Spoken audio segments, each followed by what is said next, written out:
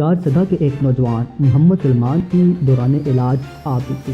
मज़ीद वीडियो से पहले अगर आपने अभी तक हमारा YouTube चैनल सब्सक्राइब नहीं किया तो इसे अभी सब्सक्राइब करें ताकि हमारी आने वाली नई वीडियो का नोटिफिकेशन सबसे पहले आप तक पहुंच सके। शुक्रिया। मैं सऊदी अरब में काम करता था। फरवरी में मुझे सीने और पेट में दर्द हुआ तो चेक कराने पर डॉक्टरों ने अपेंडिक्स ऑपरेशन तजवीज़ किया।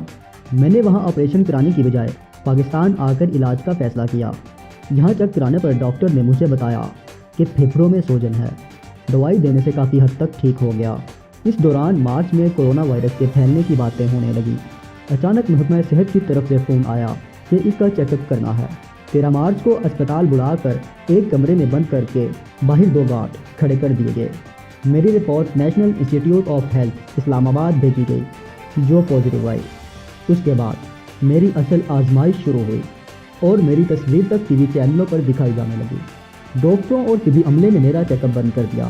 उनका कहना था कि हमारे पास हिफाजती सामान नहीं। बाकी दुनिया से मेरा राब्ता सिर्फ मोबाइल पर था। अस्पताल में अफवाह थी कि अगर मैं मर गया तो मेरी नियत घर वालों को भी नहीं दी जाएगी और किसी नामालूम मुकाम पर दफन कर दिया जाएगा। गांव में मौजूद मेरे ख़ानदान को करंतना कर दिया गया और उनका हुक्का पानी बंद हो गया। मेरे भाई और बीवी के टेस्ट खुशकिस्मती से नेगेटिव आए। मैं अस्पताल में पड़ा हर वक्त अपने और घर वालों के साथ होने वाले सलूक के बारे में सोचता रहता था। ऐसा वक्त भी आया कि मुझे अस्पताल में खाना देना बंद कर दिया गया। मैंने चैनल को फ़ोन किया तो तिबी अमले को होश आया और फिर खाना दिया गया, लेकिन दवाइयाँ फिर भी ना दी गईं।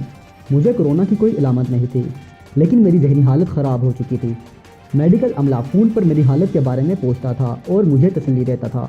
17 दिनों बाद मेरी रिपोर्ट नेगेटिव आई तो मेरी जान छूटी। मैं सारी रात सो न सका। अगले दिन मुझे गाड़ी में बिठाकर घर छोड़ दिया गया। मुझे कैद तन्हाई और उस दौरान सुनाई दी जाने वाली अफवाहें और मेरे साथ किया जाने वाला गैर इंसानी सलूक कभी नहीं भूलेगा।